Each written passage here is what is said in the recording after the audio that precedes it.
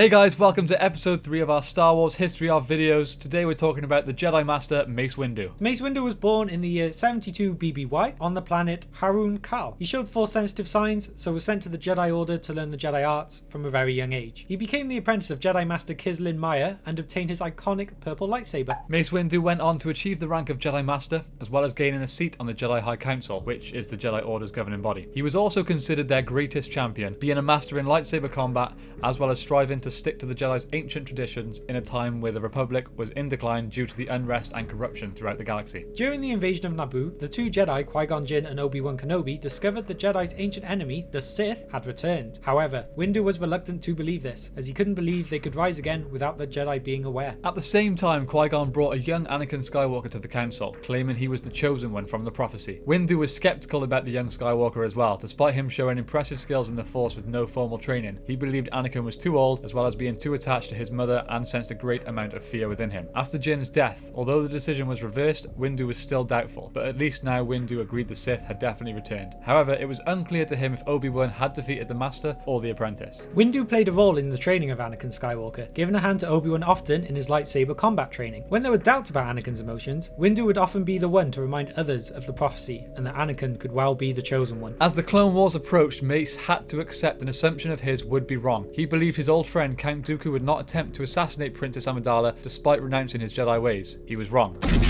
Dooku was now the leader of the Separatist army, and they were preparing a large army of battle droids to wage war on the Republic. But Windu knew the Republic was vulnerable, and the Jedi Order lacked the manpower to defend all of the Republic, and that first and foremost, the Jedi were a peacekeeping force, not soldiers. Mace Windu played a vital role in the Battle of Geonosis. Originally arriving on the planet to save Kenobi, Skywalker and Princess Amidala, it ended up being a full-scale battle with the introduction of the clone army to defend the Republic. During the battle, Windu killed bounty hunter Jango Fett, whose clone son would go on to become bounty hunter Boba Fett. Windu, now leading thousands of clone troopers, would go on to force the Separatists into a full retreat, and it was here Mace Windu admitted his mistake in believing his old friend Count Dooku had truly turned to the dark side. The Jedi came to learn a mysterious Dark Lord called Darth Sidious had control of a vast number within the Senate. So from this point, Windu recommended the Council maintain a watchful eye on the Senate, seeing as he never trusted them in the first place. Windu would go on to be a general for the clone army and oversee several battles throughout the Clone Wars, always enhancing his reputation as a great leader and Jedi. As the war waged on, Windu's distrust in the Senate stayed with him, becoming disturbed when Chancellor Palpatine decided to appoint Anakin Skywalker as his representative on the Jedi High Council. However, he hoped they could use this as a way of Anakin spying on the Chancellor, so the Council obliged this request. One of his other worries was that the Chancellor would not give up his wartime powers when the time arose, so he agreed Palpatine would have to be removed by force, which meant the Council would have to take control of the Senate. Not long after this, Anakin discovered and revealed to Windu that Chancellor Palpatine was in fact Darth Sidious, the Dark Lord and mastermind behind the war and the Sith Lord they had been hunting for. From this news, Mace took 3 Jedi Masters and raced to Palpatine's office to attempt his arrest. Although Darth Sidious killed the other 3 Jedi with ease, Mace Windu continued to fight on and managed to defeat the Sith Lord, disarming him. Windu had decided the Chancellor was too dangerous to be kept alive and that he must be killed, despite this not being the Jedi way. However, Anakin had followed them to the duel, despite being ordered otherwise, and believing Sidious had the powers to save Padme from death, pleaded with Windu not to kill him. Windu disagreed and went to strike the killing blow. However, Anakin stepped in and severed Mace Windu's forearm, which gave Sidious his chance to unleash one last Force lightning blast and send Mace Windu out of the building and plummet to his death. After his death, Mace Windu would be labelled as the leader of a criminal gang that caused the start of the Clone Wars, although this was not believed everywhere as his previous heroic reputation lived on in the people he had saved. The oppression of the Sith will never return.